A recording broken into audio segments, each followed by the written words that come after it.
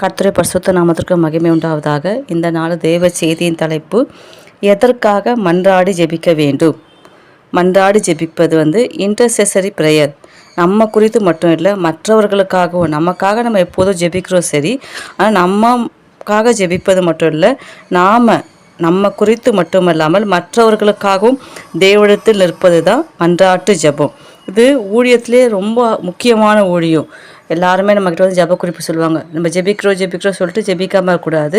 கண்டிப்பாக அவர்களுக்காக நம்ம என்ன பண்ணணும், பொறுப்பெடுத்து ஜெபிக்கணும். 1 தீமோத்தேயு 2:1 சொல்லுது, எல்லா மனிதர்களுக்காக வேண்டுதல் செய்ய வேண்டும், எல்லா மனிதர்களுக்காக மன்றாட்டு செய்ய வேண்டும். ஜெபம் ஒரு விருப்பமாக இருக்கக்கூடாது, ஒரு பொறுப்பாக இருக்கணும். கர்த்தர் என்கிட்ட இந்த ஊழியத்தை கொடுத்துருக்குறாரு, நான் அதை உண்மை உத்தமமாக செய்யணும், இதை நம்பி அவங்க ஒரு ஜெப குறிப்பு சொல்லிக்கிறாங்க, அதுக்காக நான் பொறுப்பெடுத்து ஜெபிக்கணும். விருப்பம் போல் இல்லை, பொறுப்பெடுத்து ஜெபிக்கும்போது நிச்சயமாக தேவன் நம்முடைய ஜெபங்களுக்கு, நம்ம மற்றவங்களுக்காக ஜெபிக்கும்போது அந்த ஜெபத்துக்கு பதில் கொடுப்பாரு. இதை நம்ம இயேசு கிறிஸ்துவ முன்மாதிரியாக எடுத்துக்கலாம். இயேசு மன்றாடி ஜெபிச்சார். யாருக்காக? பேதுருடைய விசுவாசம் ஒழிந்து போகிறதுக்காக. சுளையினால் பிடிக்கிறது போல சாத்தான் உத்தரவு கேட்டுக்கொண்டா, ஆனாலும் நான் உடைய விசுவாசம் ஒழிந்து போகாதபடி உனக்காக நான் வேண்டுதல் செய்தேன். அப்போது பேதுருடைய விசுவாசம் எதுலன்னா இயேசு கிறிஸ்துவ ஜெபத்தில் தான் உறுதியாக இருந்துச்சு. அப்போ இயேசு கிறிஸ்து பேதுருடைய விசுவாசம் ஒழிந்து போகாதபடி பேதுருக்காக ஜெபித்தார். சிலுவையில் கூட அவர்களை மன்னிங்க, அந்த பிதாவே இவர்களை மன்னியும், அவங்க செய்வது இன்னதென்று அறியாமல் செய்கிறார்கள் சொல்லி அவங்களுக்காக அவர் என்ன பண்ணார், மன்றாடி ஜெபித்தார். நாமும் அவரை போல மற்றவங்களுக்காக ஜெபிக்கும்போது கர்த்தர் நிச்சயமாக நம்முடைய ஜெபங்களுக்கும் பதில் கொடுப்பாரு. யோபு தன் சிநேகிதருக்காக ஜெபித்தார். கர்த்தர் யோபோட சிறையிருப்பை மாற்றினார். பிறருடைய வாழ்க்கையில், மற்றவங்களுடைய வாழ்க்கையில் ஒரு மாற்றம் உண்டாகணும்னா நம்ம அவங்களுக்காக ஜெபிக்கணும். ஒரு தாய் ஜெபிக்கும் போது அந்த குடும்பத்திலேயே மாற்றங்கள் வரும். ஒரு சபை ஜெபிக்கும் போது அந்த நகரத்திலே மாற்றங்கள் வரும். நீதிமான்கள் செய்கிற ஜெபம் அதிக பலனுள்ளதாக இருக்கிறது. ஆவிக்குரிய வாழ்க்கையில் நம்ம வளரணும் அப்படின்னாலும் நம்ம எல்லா நேரங்களிலும் ஆவிகளை ஜெபிக்கணும். தேவ சித்தத்தை நிறைவேறும்படி நம்ம இரக்கம் கேட்டு ஜெபிக்கணும். மன்றாட்டு ஜெபம் மனிதர்களுக்கும் தேவனுக்கும் இடையே ஒரு பாலம் போல அமையுது. அப்போ நம்ம கர்த்தர்கிட்ட போய் நம்ம நிற்கும் போது நமக்காக நிற்கிறது வர மற்றவங்களுக்காக நம்ம உதவி கேட்டு ஜெபிக்கிற ஒரு பாலமாக இருக்குது. அப்போது தேவனுடைய உதவிக்காக, சங்கீதம் 122:1 தேவ உதவிக்காக நம்ம மன்றாடி ஜெபிக்கலாம்.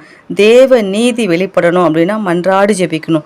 தேவனுடைய வசனங்கள் நிறைவேறாத இருக்கும்போது அன்றைய சொல்லப்பட்ட வாக்கு தத்தங்களும் வசனங்களும் என் வாழ்க்கையில் நிறைவேறணும் அப்படின்னு நம்ம மன்றாடி ஜெபிக்கலாம். தேவனுடைய வாக்கு தத்தங்கள், பிறந்த நாளுக்கு, கல்யாண நாளுக்கு, புது வீடுக்கு, புது வருஷத்துக்கு, புது மாதத்துக்கு நிறைய வாக்கு தத்தங்கள் நம்ம நோக்கி வருகிறது.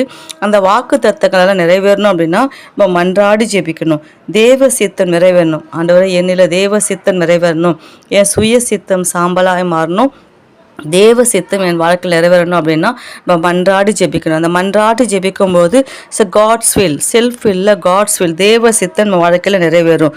ஊழியர்கள் வசனத்தை தைரியமாக பிரசங்கிக்கணும் அப்படின்னா நம்ம ஊழியக்காரங்களுக்காக மன்றாடி ஜெபிக்கணும்.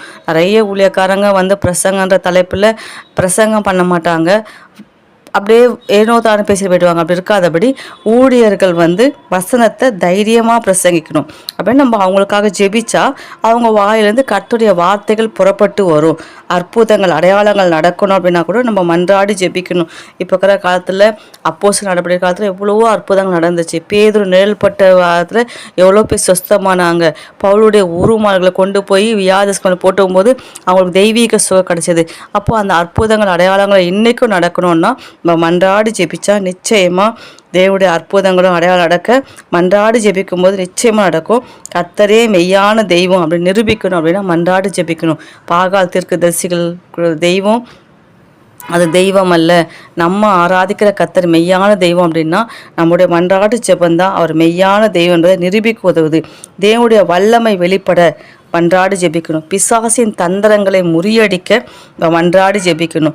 தேவ நாம மகிமைப்படணும். நம்ம வாழ்க்கையில் முதல் ப்ரியாரிட்டி எதுக்கணும்னா தேவ நாம மகிமைப்படணும் அப்படின்னு ஜெபிக்கணும். நம்முடைய ஆசீர்வாதத்தை கூட, சில ஆசீர்வாதங்கள் ரொம்ப காலதாமதங்கள் ஆகும். அந்த காலதாமதமாக ஆசீர்வாதங்கள் நம்ம சீக்கிரமாக கிடைக்கணும்னா அதுக்காக நம்ம பொறுப்பெடுத்து மன்றாடி ஜெபிக்கும்போது நிச்சயமாக அந்த மன்றாட்டு ஜெபத்தை கேட்டு கர்த்தர் நமக்கு வர வேண்டிய ஆசீர்வாதத்தை துரிதமாக கொடுப்பாரு.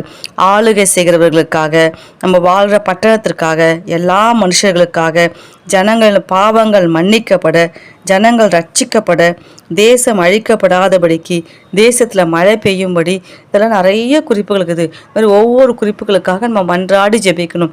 சில பேர் ஜெபிக்கணும்னு சொன்னால் எதுக்கு ஜெபிக்கணும் தெரியலையே, என்ன ஜெபிக்கணும் தெரியலையே அப்படின்னு ஒரு மாதிரி என்ன சொல்லிட்டு ஒரு நிர்விசாரமாக இருப்பாங்க. அப்படி இல்லை, நம்மளை நோக்கி வருகிற ஒவ்வொரு குறிப்புகளுக்காக நம்ம ஜெபிக்கணும். தேசத்தில் வறட்சி வரக்கூடாது, மழை பெய்யணும், பஞ்சங்கள் வரக்கூடாது, தேசத்தில் கொள்ளை நோய்கள் வரக்கூடாது, வியாதிகள் வரக்கூடாது, தேசத்தில் மிகப்பெரிய எழுப்புதல் உண்டாகணும், நம்ம தேசம் ஆஸ்வதிக்கப்படணும். நான் உங்கள் தேசத்துக்கு சேமத்தை கொடுப்பேன்னு சொன்ன கர்த்தர் நம்ம தேசத்தில் சேமத்தை கொடுக்கும்படி நம்ம மன்றாடி ஜெபிக்கணும். அந்த மன்றாடி ஜெபிப்பது என்பது அது அன்பின் வெளிப்பாடாக இருக்கும், ஆவிக்குரிய போராட்டமாக இருக்கும், தேவ சித்தத்தை நிறைவேற்றத்துக்கு அது வழியாக இருக்கும். நம்ம மன்றாடி ஜெபிக்கும்போது தேவன் நிச்சயமாக செயல்படுவார். நம்ம வாழ்க்கையிலே கூட இது வரைக்கும் நிறைவேறாத ஜெப குறிப்புகளுக்கு கர்த்தர் மன்றாடி ஜெபிக்கும்போது நம்முடைய ஜெப குறிப்புகளுக்கும் கர்த்தர் ஆமென்றும் ஆமேன் என்றும் மறு உத்தரவு கொடுப்பார்.